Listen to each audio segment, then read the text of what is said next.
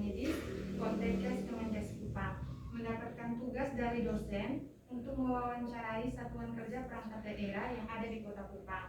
Salah satunya yaitu yang kami temui Bapak sendiri. Sebelum kami masuk ke pertanyaannya, kami semua ingin tahu terlebih dahulu nama lengkap Bapak, umur Bapak, jabatan, dan sudah menjabat dari tahun berapa sampai tahun berapa. Ya, Domingus Atimeta.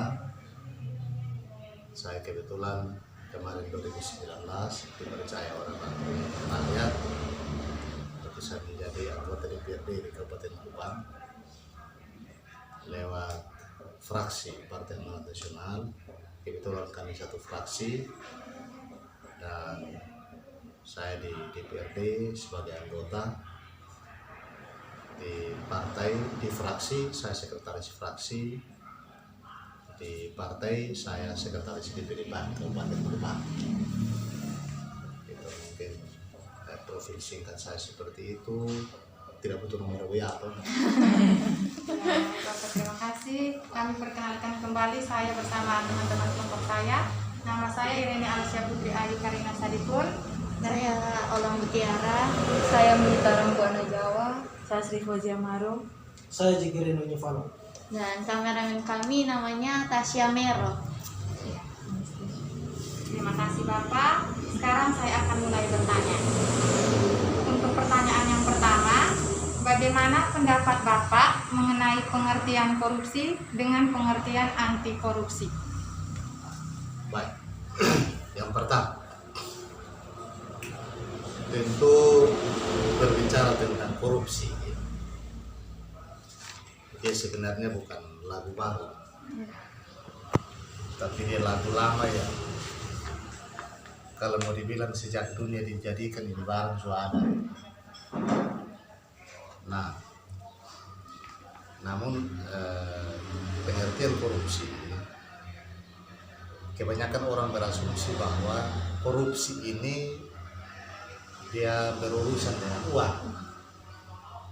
Korupsi baru orang, artinya kata kasarnya orang makan uang dikatakan korupsi, padahal sesungguhnya yang dimaksud dengan korupsi ini bukan cuma semata-mata dalam bentuk orang makan uang. Nah, kata korupsi biasanya itu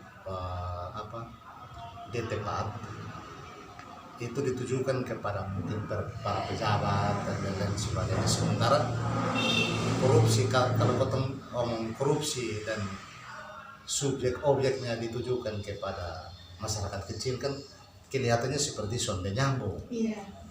Seperti itu, tapi sesungguhnya korupsi yang benar itu adalah sebuah tindakan bukan satu-satunya konteks orang makan uang, bukan, tapi sebuah tindakan yang kalau mau dibilang dia menghilangkan sesuatu entah itu dalam bentuk barang atau apa segala macam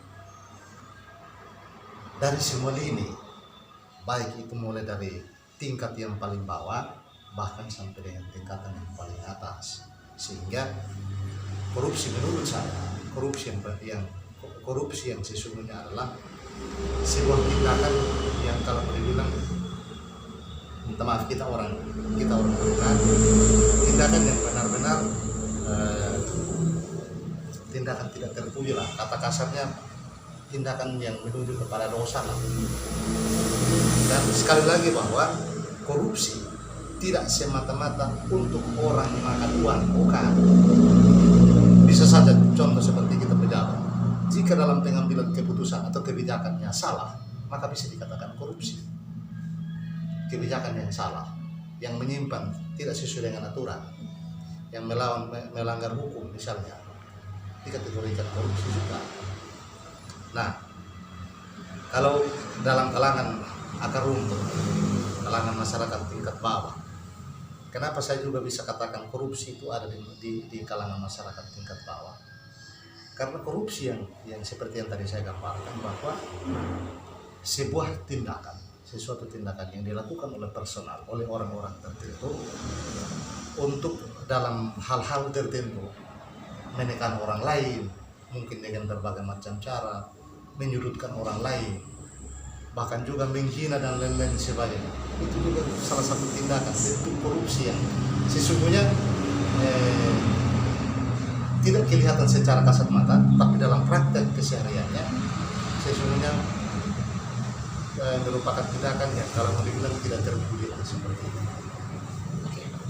Untuk pertanyaan kedua, berdasarkan pengertian korupsi menurut Bapak, apakah dalam beberapa tahun ini ada rekan kerjanya Bapak yang melakukan tindakan pidana korupsi? Banyak. Banyak. Kalau terkait dengan itu personal banyak, apalagi dalam kalangan pejabat banyak sekali, banyak. Kalau kita ikuti di media mungkin teman-teman bisa baca kasus korupsi di negara kita, lebih khusus di Kabupaten Kupang misalnya. Yang pertama dari pemerintah tingkat bawah dan pemerintah tingkat bawah, para kepala desa misalnya. Untuk sementara waktu ada khusus kita di Kabupaten Kupang, ada beberapa orang kepala desa yang sementara nginap di belakang Trali Besi, ada sekitar beberapa orang kepala desa yang sementara ada di tahanan kejaksaan gara-gara melakukan tindakan yang kalau mau dibilang melanggar ketentuan. Nah, hanya mesti dipahami juga bahwa teman-teman kepala desa yang ada di penjara sekarang, bahkan yang sementara menjalani proses hukum, semata-mata bukan makan uang, bukan. Tapi itu diakibatkan karena satu, minimnya pemahaman tentang aturan, kurang baca aturan, kurang pelajari aturan, sehingga implementasi kepada dalam kehidupannya, dalam melakukan tugasnya sebagai seorang kepala desa bertentangan dengan aturan. Katakanlah mungkin ada kebijakan yang dilakukan oleh kepala desa yang sesungguhnya untuk kebutuhan rakyat, tapi karena tidak ada dalam aturan, maka ketika dilakukan pemeriksaan itu oleh teman-teman dari inspektorat daerah, dari BPK, bahkan dari KPK, karena itu tidak ada dalam aturan, maka dianggap itu tindakan melawan hukum. Sehingga dari tindakan mereka itulah yang harus juga dipertanggungjawabkan secara hukum. Memang ada juga sih yang kalau mau dibilang menggelapkan uang negara, mungkin entah caranya seperti apa, menggelapkan uang negara, aset negara, dan terakhir harus berurusan dengan pihak berwajib. Sementara teman-teman kita di level tingkat atas di kabupaten, di daerah, banyak sekali sih. Bahkan fakta hari ini teman-teman kita ya sementara menjalani proses hukum terkait dengan tindakan korupsi dan nepotisme, banyak juga itu dengan varian kasus yang berbeda-beda. Sekali lagi, ada yang memang secara terang-terangan menggelapkan keuangan negara, tapi ada juga yang tidak menyentuh uang negara tapi melakukan kesalahan dalam pengambilan kebijakan. Sehingga hal itulah yang membuat mereka harus menyadang nama yang dikatakan bahwa oh ini koruptor. Seperti itu. Berarti ada yang melakukan korupsi. Menurut Bapak itu jenis korupsi yang dilakukan oleh rekan kerja Bapak sendiri dan kerugian tuh yang dialami itu seperti apa? Ya, jadi begitu. Seperti yang awal saya gambarkan bahwa ada juga yang melakukan penyelewengan dalam pengelolaan keuangan negara, tapi ada juga yang melakukan kesalahan pengambilan kebijakan. Mesti dipahami bahwa yang namanya kebijakan itu kadang-kadang ada kebijakan yang bertentangan dengan aturan,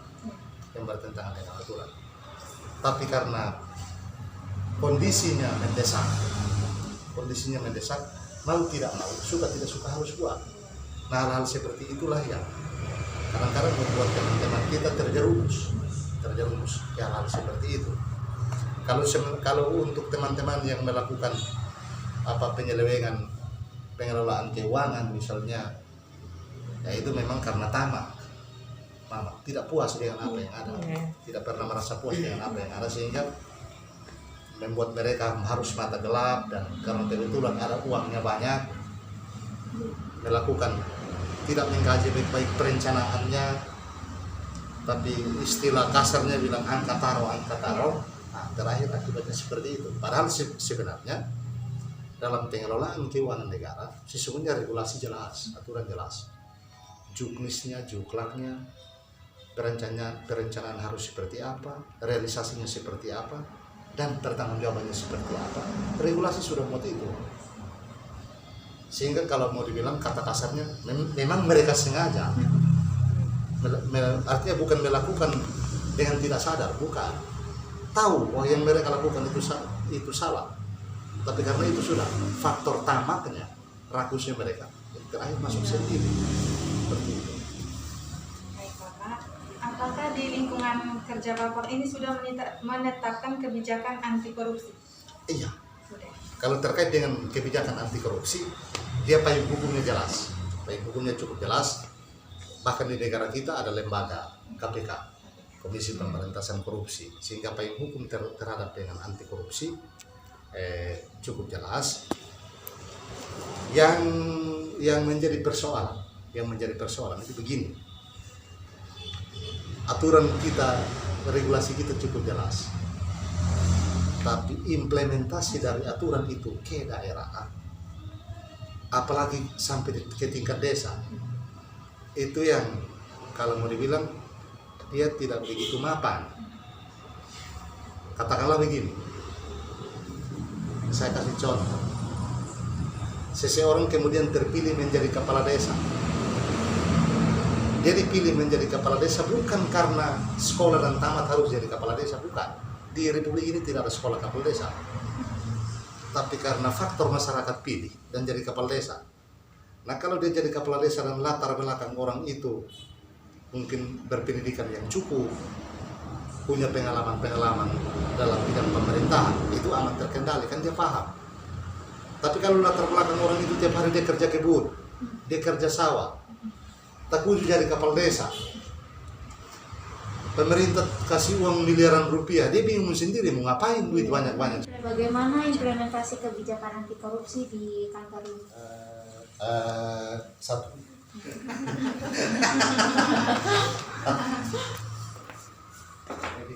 Terkait dengan giat kita untuk melakukan upaya anti korupsi, itu sebenarnya menjadi tanggung jawab kita semua. Tanggung jawab kita semua warga negara, dan khusus untuk kami di Partai Amanat Nasional.